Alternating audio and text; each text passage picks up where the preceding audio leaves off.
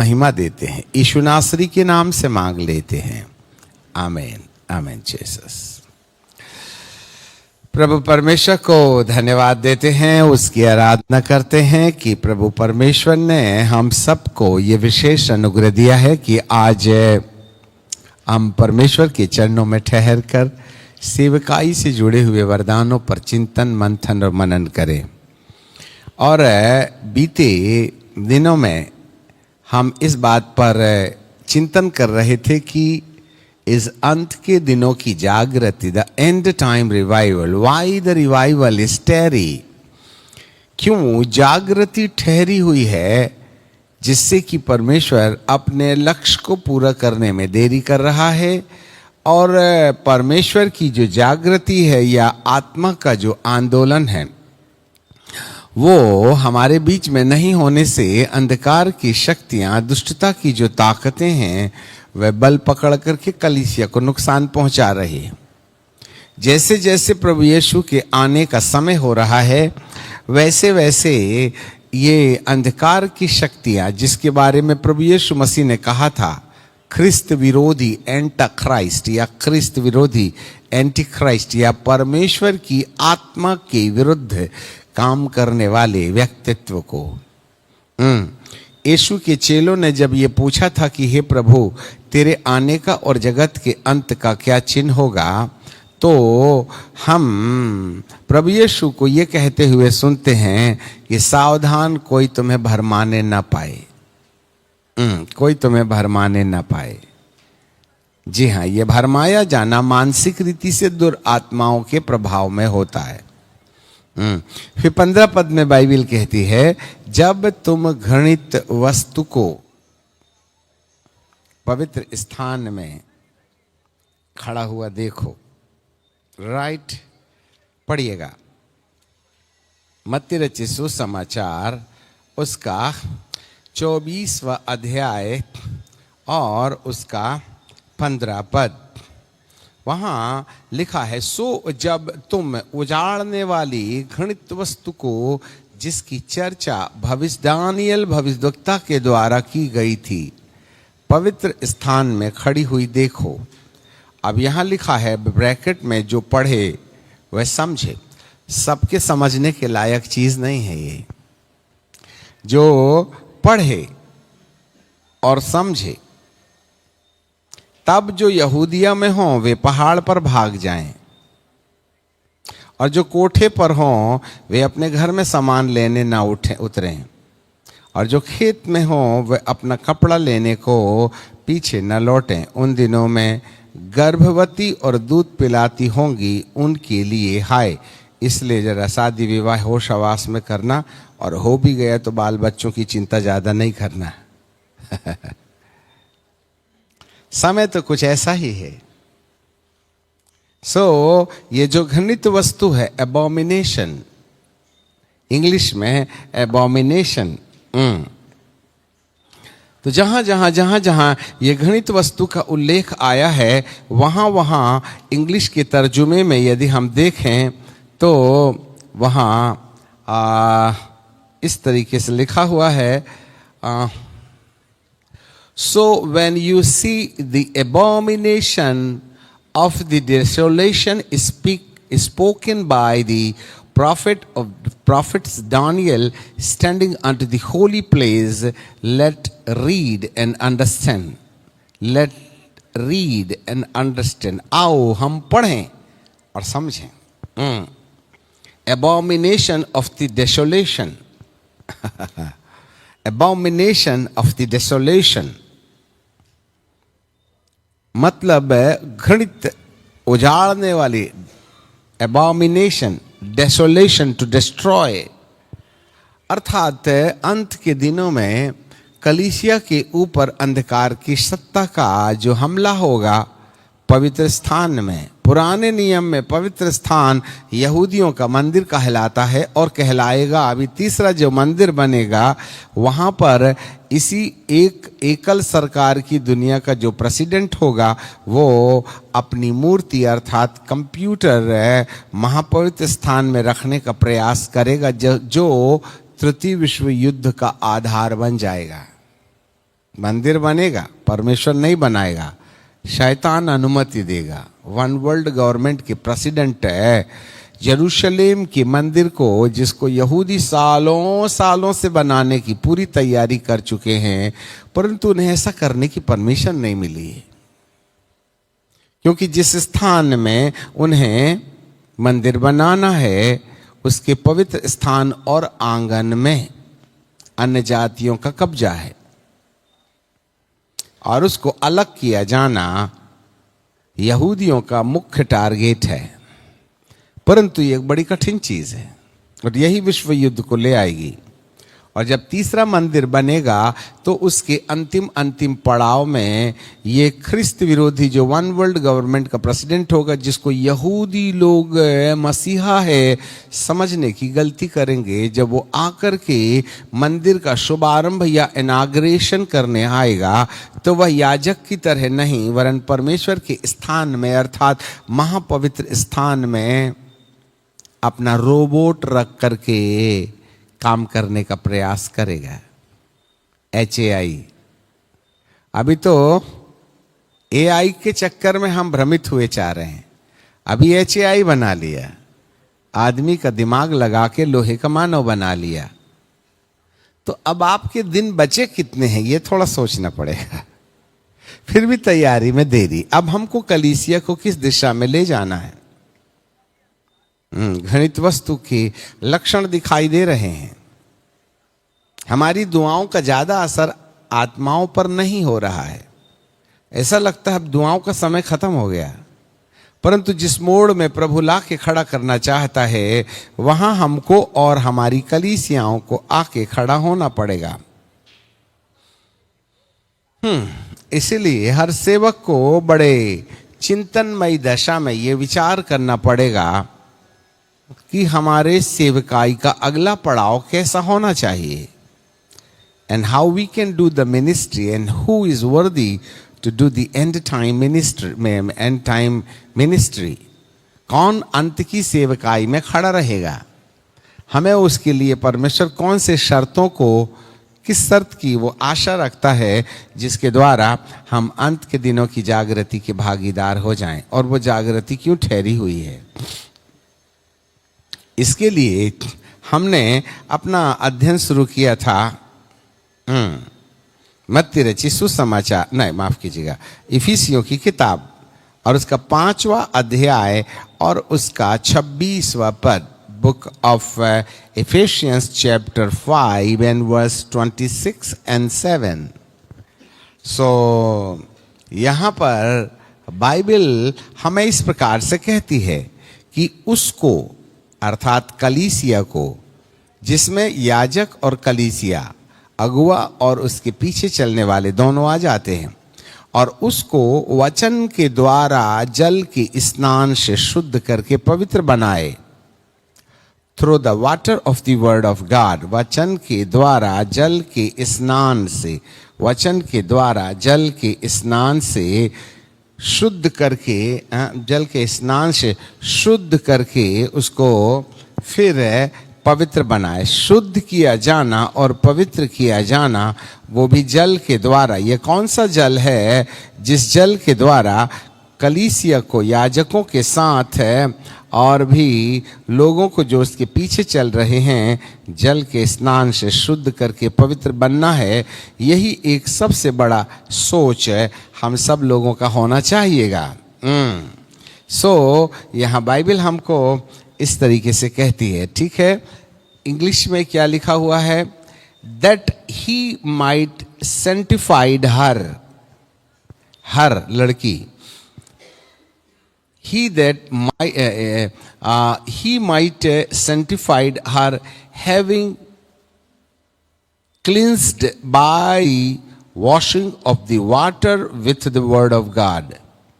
washing of the water with the word of God, या दूसरे translation में लिखा the water of the word of God. परमेश्वर का वचन जो एक जल के समान है, उस जल के समान वचन जो है एक जल के समान है, उसके द्वारा शुद्ध करके, पहला है शुद्ध करना और फिर दूसरा है पवित्र करना। क्या काम करने के लिए? For what? यहां पर 27 पद में लिखा हुआ है, और उसे एक ऐसी तेजस्वी कलीसिया बनाकर अपने पास खड़ा करे। तेजस्वी कलीसिया, तेजस्वी कलीसिया को अच्छा,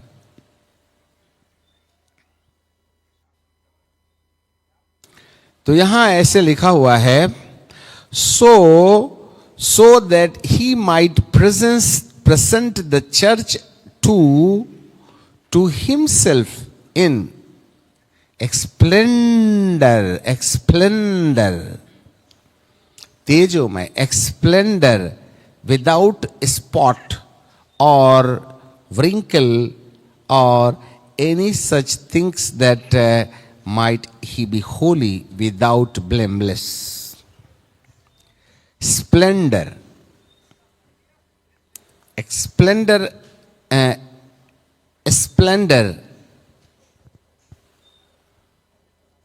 यहां लिखा है तेजस्वी कलीसिया। दूसरे ट्रांसलेशन में लिखा है ग्लोरियस चर्च। ग्लोरी,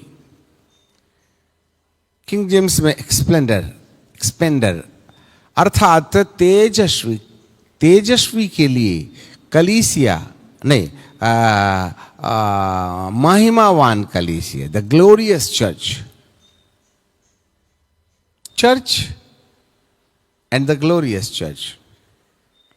और किसी के दूसरे ट्रांसलेशन में एक्सप्लेंडर की जगह में क्या लिखा है जरा देखेंगे, यहां फिर से हम पढ़ेंगे आपको। So that he might be present the church to himself as a splendour, splendour. किसी के पास इंग्लिश बाइबल है? जरा देखें उसमें क्या लिखा है। स्प्लेंडर, स्प्लेंडर ही है। ओके, यदि हम मलयालम में चले जाएं, मलयालम में चले जाएं तो महिमा को कहते हैं महात्वम, और तेज को कहते हैं तेजस, और कलीसिया को यदि मलयालम शब्द में कहा जाए तो सभा, और तेजस्वी कलीसिया को तेजसिंड सभा, तेजसिंड सभा। स्प्लेंडर उसका पर्यायवाची शब्द है ऐसा वाला, ऐसी वाली महिमावान कलीसिया जिसके ऊपर नजर नहीं ठहरती है। महिमा और तेज में क्या अंतर है थोड़ा सा देखिएगा। यदि आप ये जो CFL बल्ब है उसको देखोगे तो उसको देखने से हमारी आंख को आराम लगता है, परंतु यहां एक हैलोजन है। यदि मैं हैलोजन की ओर देखूंगा तो फिर उसके बाद सब कुछ अंधेरा दिखाई देगा।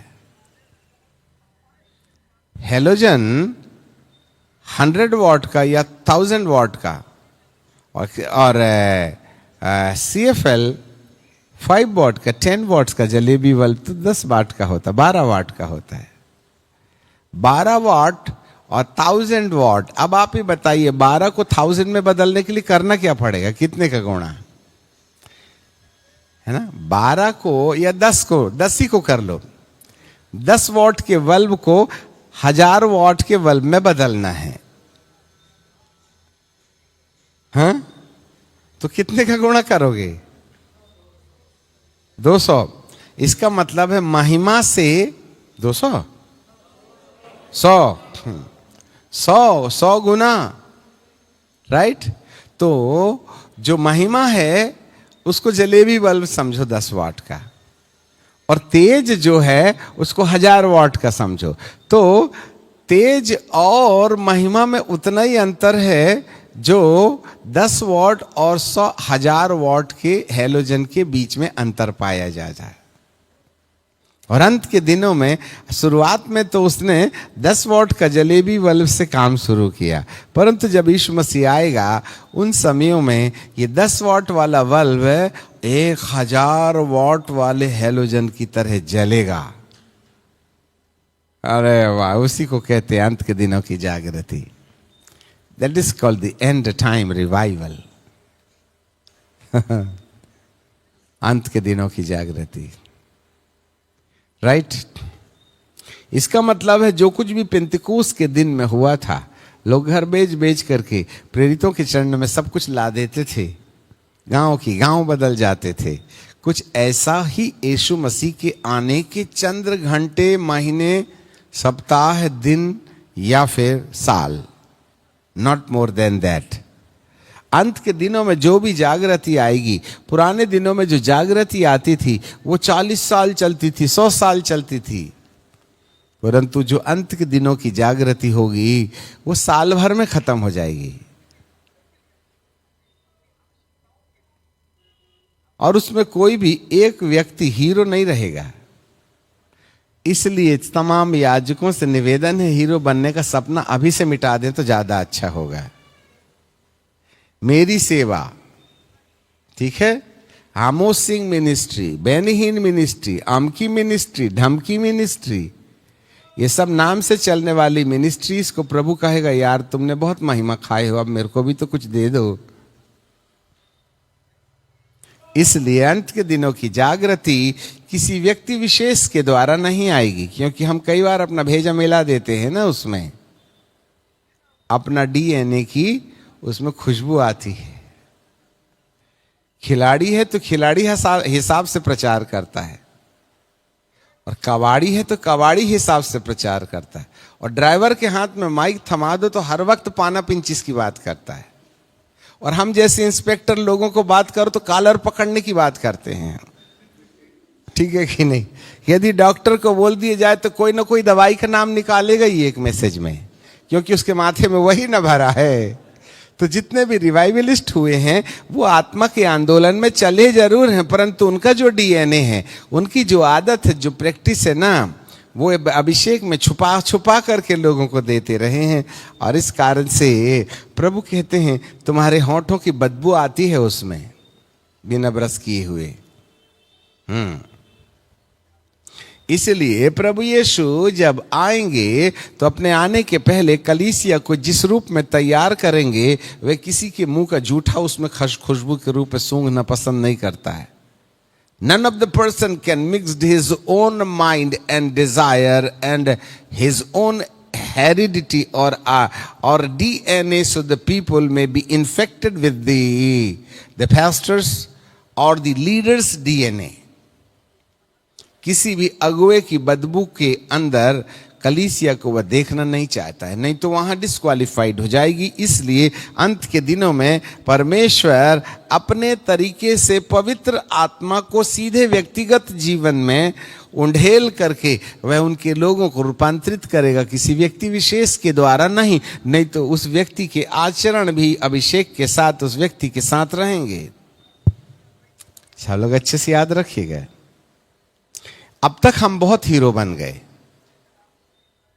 पर प्रभु यीशु मसीह के आगमन में वह किसी भी जन को हीरो नहीं बनने देगा। इसलिए जितने भी याजक लोग हैं जो भविष्य में मेरी बड़ी भारी मिनिस्ट्री होगी ऐसा वाला सपना देख करके बैठे हैं, तो आज ही उसमें फटाका लगा दें, जिससे कि बम जैसे बूम करके फूट जाए और परमेश्वर की कलीसिया अपने तरीके से, उसके रास्ते, उसके सिस्टम के अनुसार डायरेक्ट परमेश्वर अपने आत्मा के बहाव में होकर के कलीसिया का निर्माण करने पाए। हालेलुया। हाँ, इसलिए हर एक व्यक्ति अपने अपने कलीसिया के सामने से अपना नाम जितनी जल्दी हो सकते हैं रबर से मिटाने का प्रयास करें, तब you can be A part of the end time revival. सीधे बोलो, खुश रहो, अपना बोर्ड उतारो, तब प्रभु अपना लगाएगा। तुम्हारे बोर्ड के ऊपर प्रभु अपना बोर्ड लगा करके अपनी बेइज्जती नहीं करवाएगा।